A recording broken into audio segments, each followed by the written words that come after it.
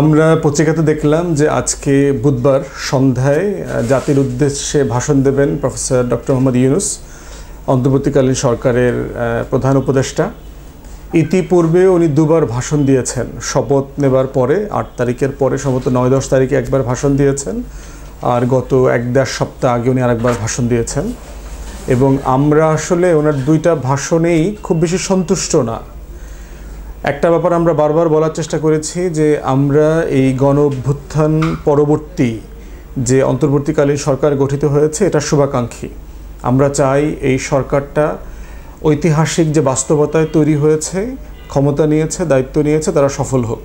তারা যে সকল সংস্কারের কথা বলছেন এই সংস্কারগুলো তারা উদ্যোগ নেবেন এবং বাস্তবায়ন করবেন। কিন্তু আমরা এখন পর্যন্ত দৃশ্যমান কোনো আউটলুক, ভিশন এই অন্তর্বর্তীকালীন সরকারের কাছ থেকে আমরা দেখতে পাচ্ছি না। তো আমরা আসলে কি আশা করছি আজকে রাতে যে প্রধান উপদেষ্টা ভাষণ দেবেন সেখান থেকে আসলে আমরা কি আশা করছি এই জায়গাটা নিয়ে দু একটা বিষয় একটু বলছি। যদি সরকারের কিরামান কাতিবিন, মুনকার নেকিররা যারা আছেন তারা যদি এটা ওনার কান পর্যন্ত কোনোভাবে পৌঁছায় দেন আর কি। প্রথম কথা হচ্ছে যে শত শত, পারহ্যাপস হাজার হাজার তরুণ, যুবক, সাধারণ মানুষের রক্তের উপরে, শাহাদাতের উপরে এই সরকারটা গঠিত হয়েছে। এটা কোনোভাবে ভুললে চলবে না। লক্ষ লক্ষ মানুষ আহত হয়েছে, হাজার হাজার তরুণরা প্রতিবন্ধী হয়ে গেছে, শ্রমজীবী মানুষরা হাত কেটে ফেলতে হয়েছে, পা কেটে ফেলতে হয়েছে, 4 শতাধিক মানুষ চোখ হারিয়েছে, অন্ধ হয়ে গেছে পুরোপুরি অথবা আংশিক। তেমন একটা বাস্তবতায় এই সরকার দায়িত্ব নিয়ে আবার 1 মাস পরেও এই জুলাই আগস্ট গণহত্যার তদন্ত করবার জন্য কোনো কমিশন গঠিত হয়নি। আমরা বারবার বলেছি যে একটা গণ তদন্ত কমিশন গঠন করেন, যেটা আমেরিকার কংগ্রেশনাল হিয়ারিং অথবা ব্রিটিশ পার্লামেন্টের স্ট্যান্ডিং কমিটির হিয়ারিংয়ের মতো করে পাবলিক হিয়ারিংয়ের মতো হবে, যেটা বিটিভি সংসদ যেটা আছে সেটা ধারাবাহিকভাবে লাইভ সম্প্রচার করবে।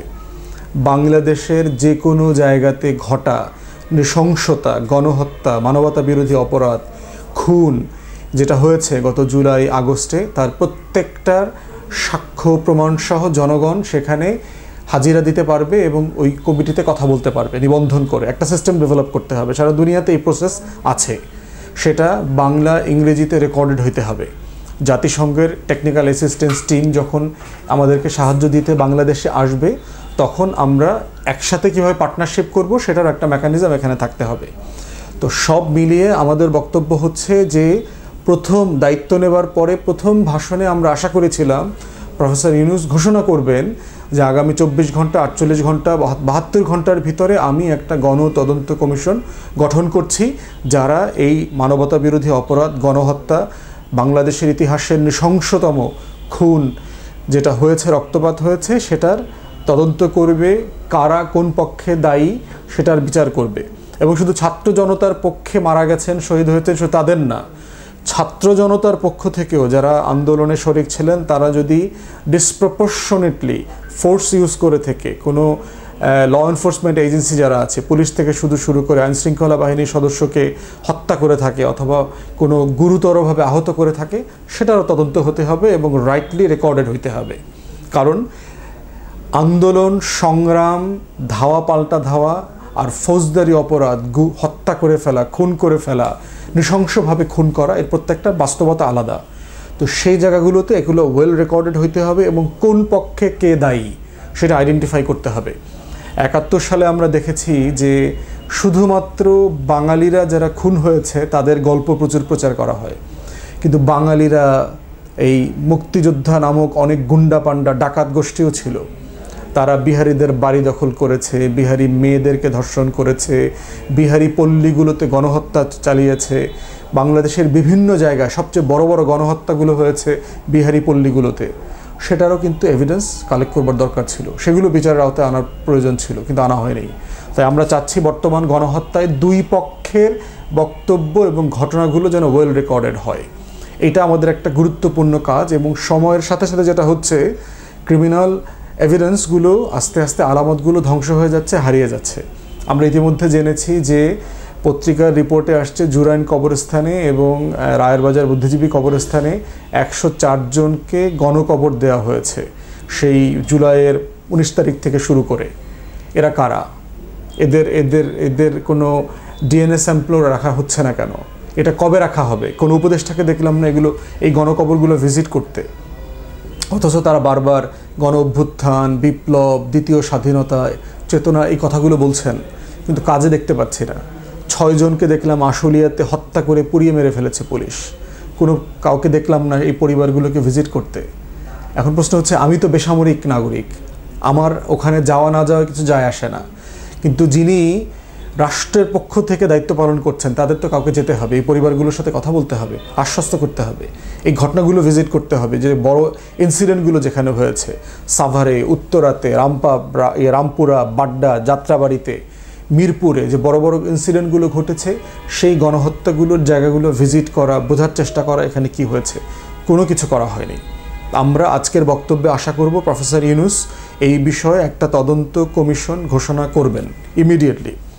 দ্বিতীয়ত, আমরা ওনার বক্তব্যে আশা করছি যে প্রশাসনের সব জায়গাতে যে পরিমাণ অরাজকতা চলছে, বিশেষ করে পুলিশ, আইনশৃঙ্খলা বাহিনী এবং সচিবালয়ে যাচ্ছে তাই অরাজকতা চলছে, এটাকে সিরিয়াসলি হ্যান্ডেল করা দরকার।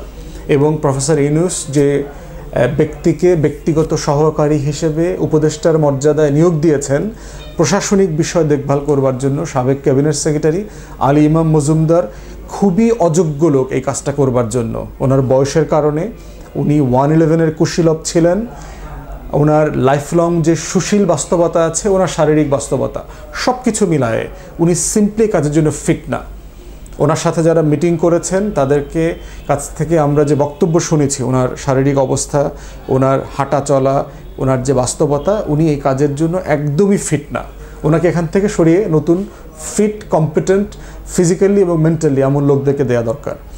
তারপরে হচ্ছে প্রধান উপদেষ্টার অধিদপ্তরের তার অফিসের যে ডিজি, যিনি আগে প্রধানমন্ত্রীর কার্যালয়ের ডিজি ছিলেন, আহসানুল হাবিব, কিবরি অথবা সিদ্দিকী এরকম শেষের অংশ নাম, এই ভদ্রলোক 8 থেকে 10 বছর শেখ হাসিনার সাথে কাজ করেছে। হেন কোনো অন্যায়, অবিচার, গুম খুন নাই যেটা প্রধানমন্ত্রীর দপ্তর থেকে হয়েছে, দুর্নীতি থেকে শুরু করে, যার সাথে এই লোক জড়িত না।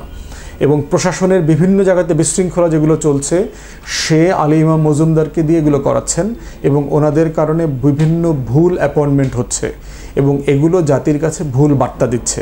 অতএব এই 2 জনকে ইমিডিয়েটলি বিদায় করে দেওয়া দরকার সম্মানের সাথে, এবং তারা যদি কোনো অন্যায় করে থাকে, বিশেষ করে যে ডিজি আছেন, তাকে বিচারের আওতায় আনতে হবে। কারণ তিনি প্রশাসনের বিশৃঙ্খলা তৈরি করবার চেষ্টা করছেন, গোপনে সচিবদের সাথে মিটিং করছেন। ইভেন এমন কথাও আমরা শুনছি যে রেজিমের বেগম লক্ষণ সেনের সাথেও ডাইরেক্টলি ইনডাইরেক্টলি এই লোকগুলোর যোগাযোগ আছে। এটা সিরিয়াসলি দেখবার প্রয়োজন আছে। আর একটা বিষয় আমরা দেখতে পাচ্ছি যে প্রধান উপদেষ্টা তার বক্তব্যে অ্যাড্রেস করবেন, সেটা হচ্ছে চারদিকে যে অরাজকতা চলছে, বিদ্যুতের সমস্যা। আমাদের নাকি 26,000 মেগাওয়াট বিদ্যুতের ক্যাপাসিটি আছে, 4,000 মেগাওয়াট ক্যাপাসিটি চার্জ বাদ দেওয়ার পরেও, আদানির 1600 মেগাওয়াট বাদ দিলে পরেও হচ্ছে যে আমার আরও প্রায় 22-23,000 ক্যাপাসিটি থাকে। তাহলে বিদ্যুৎগুলো কোথায়? বিদ্যুৎ উৎপাদন হচ্ছে না কেন? রিজার্ভের সংকটের কারণে। রামপাল বন্ধ হয়ে আছে একটা ইউনিট, তারপরে পায়রাতে একটা ইউনিট বন্ধ হয়ে আছে, এগুলো অপারেশনাল করছেন না কেন? দিনাজপুরে দেখলাম বড়পুকুরিয়াতে বন্ধ হয়ে আছে, এটা কেন অপারেশনাল করছেন না?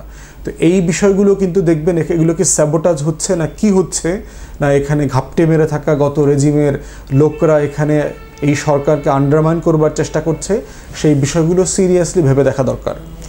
উপদেষ্টাদের ভিতরে আমরা দেখতে পাচ্ছি কথা কাজের ভিতরে যে টিম ওয়ার্ক থাকা দরকার, সেটা আমরা দেখতে পাচ্ছি না। 2-1 উপদেষ্টা তো রীতিমতো নিজেকে ভারপ্রাপ্ত প্রধান উপদেষ্টা মনে করছেন।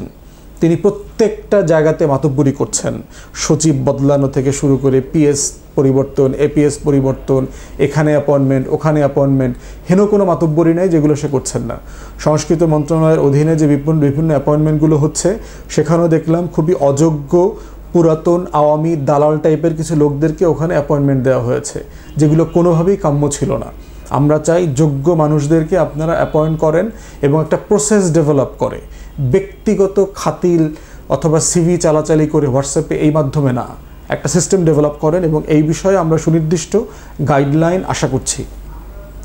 প্রধান উপদেষ্টার কাছ থেকে আমরা আশা করছি যে ছাত্রদেরকে দিয়ে আসলে আপনারা কি করাতে চাচ্ছেন সেটা পরিষ্কার করা। ছাত্রদেরকে কি আপনারা লাঠিয়াল হিসেবে ব্যবহার করবেন, বিভিন্ন জায়গায় আমরা দেখতে পাচ্ছি যে আপনাদের ব্যর্থতাগুলোকে আপনারা ছাত্রদেরকে রাস্তায় নামিয়ে মারপিট করে মুখোমুখি সংঘর্ষ করিয়ে এগুলো করবার চেষ্টা করছেন। আসলে কি করতে চাচ্ছেন? এরপরে হচ্ছে ব্যক্তিগত স্বজনপ্রীতি দেখতে পাচ্ছি আমরা বিভিন্ন জায়গায়। এই উপদেষ্টাদের ছেলে মেয়ে ভাতিজা ভাতিজি, ওনার বাড়ির ওনার অঞ্চলের মানুষ, ওনার প্রতিষ্ঠানের সাবেক কর্মকর্তা কর্মচারীদেরকে ডিসপ্রপোর্শনেটলি বিভিন্ন জায়গাতে এঙ্গেজ করা, এবং তারা ওই পোস্টগুলোর জন্য অধিকাংশ ক্ষেত্রে যোগ্য নন, কম্পিটেন্ট না। সেটা কোনোভাবেই গত রেজিমের থেকে ভালো কোনো জিনিস হতে পারে না, এটা আমরা আশা করি না। যে কারণে আমরা শেখ হাসিনার সমালোচনা করেছি তার ছেলেকে মেয়েকে নিয়ে জাতিসংঘের অধিবেশনে যেতে। আপনি কেন প্রধান উপদেষ্টা আপনার মেয়েকে নিয়ে যাচ্ছেন জাতিসংঘে? ভয় কি যোগ্যতার ভিত্তিতে আপনি নিচ্ছেন? আপনার ডিপার্টমেন্টের এসডিজির মহাপরিচালক ওরে নিয়ে আপনি জাতিসংঘে যাচ্ছেন কেন? জেনারেল অ্যাসেম্বলিতে কী কাজ? আবার দেখলাম যে প্রেস সেক্রেটারি নাই আপনার টিমে, তাহলে প্রেসকে জানাবে কে, জাতিকে জানাবে কে আপনি ওখানে কি করছেন না করছেন, ব্রিফিং করবে কে? তো এই যে অসঙ্গতিগুলো, ব্র্যাকের একজন ছাত্রীকে নিচ্ছেন দেখলাম, কিসের ভিত্তিতে সিলেক্ট করলেন? তার কি যোগ্যতা আছে? মানে আপনি যে আমরা বারবার যে প্রসেস ডেভেলপ করার কথা বলছি, এই জাতিসংঘে যে 7 জন যাচ্ছেন, কেন যাচ্ছেন তারা এখানে? তারা সাধারণ অধিবেশনের এখানে কি ভ্যালু অ্যাড করবেন? আপনি হয়তো এটা বলতেই পারেন যে গত বছর তো 156 জন গেছে, সেখান থেকে তো আমরা 7 জন যাচ্ছি। ফাইন, আপনি 7 জন নেন, 10 জন নেন, কিন্তু কেন নিচ্ছেন? সে জাতিসংঘে বাংলাদেশকে রিপ্রেজেন্ট করবার ক্ষেত্রে কি ধরনের ভ্যালু অ্যাড করবে? কারণ ওখানে তো আমার ওয়াশিংটনে অ্যাম্বাসি আছে, ওখানে জাতিসংঘে আমার পার্মানেন্ট আমার মিশন আছে, স্থায়ী মিশন আছে। তাহলে আপনি আবার এক্সট্রা লোক কেন নিচ্ছেন, এবং যাদেরকে নিচ্ছেন তারা প্রাসঙ্গিক কিনা? অতএব আমরা সুনির্দিষ্টভাবে আপনার বক্তব্যে এই বিষয়গুলো আশা করছি যে আপনি কিভাবে দেশ চালাচ্ছেন, আপনার আউটলুক ভিশনটা পরিষ্কার করা, এবং কিভাবে এটা অ্যাচিভ করবেন, মাইল ফলকগুলো কিভাবে হতে পারে তার একটা গাইডেন্স দেওয়া। তা না হলে আমরা যারা শুভাকাঙ্ক্ষী আছি, আপনার কল্যাণ চাই, আপনার সফলতা চাই, সেই জায়গাগুলোতে যথেষ্ট ভুল বোঝাবুঝির সুযোগ আছে, যেটা আমাদের কারো কাম্য হতে পারে না। এই বাস্তবতায় আমরা ফিল করছি যে আজকে বুধবার রাতে যে ভাষণ প্রধান উপদেষ্টা দেবেন, তিনি জাতির এই কাঙ্ক্ষিত জায়গাগুলোকে অ্যাড্রেস করবেন। ল অ্যান্ড এনফোর্সমেন্ট অবস্থা, যেটা আইন শৃঙ্খলা বাহিনীর অবস্থা খুবই খারাপ। 40% প্লাস পুলিশ সদস্য কাজে জয়েন করে নাই, তাদেরকে ডিসমিস করছেন না কেন? তাদের অস্ত্র কোথায়? থানার ওসি পরিবর্তন করছেন না কেন? আমাদের শত শত ওসি প্যানেলভুক্ত হয়ে আছে অলরেডি, পরিবর্তন করছেন না কেন? আপনি এই যে হাজার হাজার পুলিশ সদস্যকে রিপ্লেস করছেন না কেন? আমার হাজার হাজার রিটায়ার্ড শপথবদ্ধ সেনা সদস্য আছে, lakh lakh BNCC স্কাউটের trained volunteers আছে, ছাত্র জনতা আছে। 5 তারিখ থেকে 10-12 তারিখ পর্যন্ত গত মাসে তো ছাত্ররাই ট্রাফিক কন্ট্রোল করেছে, তাহলে তাদের সাহায্য নেন। তাহলে আপনারা আসলে কি করছেন, কি করতে চাচ্ছেন, এবং যেগুলো করতে পারছেন না সেগুলো কেন পারছেন না, সেগুলোর ব্যাপারে পরিষ্কার বক্তব্য আসতে হবে। আদারওয়াইজ যেটা হবে, আপনাদের আকাঙ্ক্ষা আর হচ্ছে ডেলিভারি, এই দুইটার মধ্যে এত বেশি গ্যাপ তৈরি হবে যে দিন শেষে আপনাদের উপরে মানুষের হতাশা কিন্তু গ্র্যাজুয়ালি বাড়বে। তখন 16 বছরের ফ্যাসিবাদী শাসন ব্যবস্থার থেকেও আপনাদের এই অন্তর্বর্তীকালীন সরকারের উপরে প্রত্যাশার ঘাটতি তৈরি হবে, যেটা আমাদের জন্য কারো ভালো সুফল বয়ে আনবে না। So mister chief adviser, please আপনি দয়া করে এই বিষয়গুলো দেখেন এবং আপনার বক্তব্যে এগুলো জাতির উদ্দেশ্যে পরিষ্কার করেন। ধন্যবাদ।